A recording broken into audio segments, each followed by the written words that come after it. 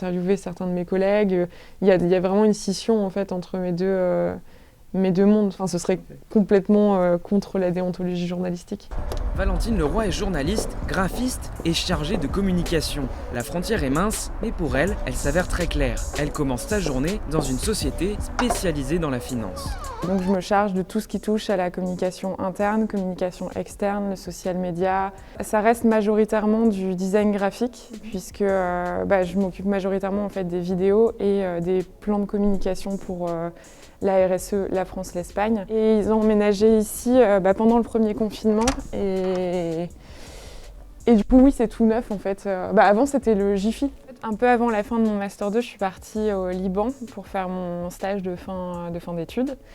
Et parce qu'à la base, je voulais vraiment devenir reporter de guerre. Je suis restée 6 mois là-bas et ça m'a pas du tout plu. Je suis pigiste depuis 2010, donc en fait, ça faisait déjà 7 ans que j'écrivais et j'avais pas envie d'abandonner ça. Et en même temps, je savais pas trop quoi faire d'autre, quoi. Enfin, en fait, on nous répète tellement qu'il faut être journaliste à 100% ou alors on peut pas l'être.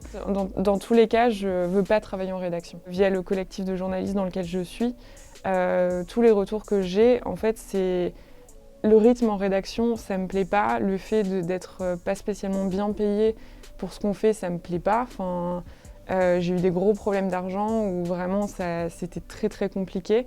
Et depuis, j'ai vraiment ce traumatisme de et si ça se reproduisait, et si j'arrivais pas à payer mes factures, et si je me retrouvais à la rue. Alors pour faire disparaître son angoisse, elle a décidé de candidater à un poste en communication à temps plein. Mais est-ce cumulable avec du journalisme ? Oui, s'il n'y a pas de conflit d'intérêts entre les deux. Alors, par exemple, moi, je vais pas traiter de sujets touchant aux banques, aux finances dans mes articles. Je vais jamais interviewer certains de mes collègues. Il y a vraiment une scission en fait entre mes deux mondes. Enfin, je pourrais jamais en fait aller dire je vais proposer un sujet dans lequel je vais mentionner Hoist Finance. Enfin, ce serait complètement contre la déontologie journalistique.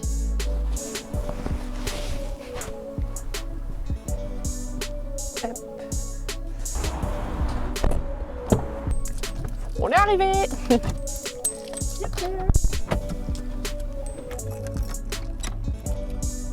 Coucou. Alors, l'œuvre de Maya. Ah yes. Mais sinon, ils se font des câlins, ils sont mignons. À la fin de ma 3e année, j'ai été hospitalisée pendant 9 mois en fait en clinique psy parce que j'étais en stress post-traumatique et pour anorexie. Et je suis arrivée en fait au master de la Cato. J'étais encore en hospitalisation de nuit, donc en fait je passais mes journées en cours et le soir je rentrais à la clinique. J'essaie d'intriguer par le micro. Ça se mange. Mon thème de prédilection, forcément, c'est tout ce qui touche aux discriminations et particulièrement aux discriminations de genre. Et du coup, donc je parle beaucoup de féminisme, de transidentité et accessoirement de trafic d'êtres humains, trafic d'œuvres d'art, trafic de drogue, trafic de médicaments, trafic en tout genre. Lors du télétravail de l'après-midi, elle doit jongler entre visioconférence et travail d'enquête. Hi. Hi, Valentine. How are you? Good. Du coup, généralement, le midi ou en début d'après-midi ou le soir, le lundi soir, je fais le tri dans les comptes rendus de conférences de rédaction. Et là, par exemple, il y a 1, 2, 3, 4, 5, 6 sujets qui n'ont pas de preneur. Et ce mois-ci, tu vas écrire combien d'articles à peu près ? Une quinzaine, mais en sachant que j'ai toujours mes quatre rédactions fixes. Moins Néon maintenant, mais en gros j'ai Mademoiselle dans lequel j'écris régulièrement, Debout dans lequel j'écris régulièrement, Sphère, il y en a un autre, j'ai l'impression d'oublier, et Médiacité. Mais je choisis toujours des médias qui payent bien, qui payent en temps et en heure, qui traitent bien et qui répondent assez rapidement. Je devrais travailler moins, mais c'est un peu compliqué quand on te répète tout le temps que tu risques de ne pas avoir de taf le mois d'après.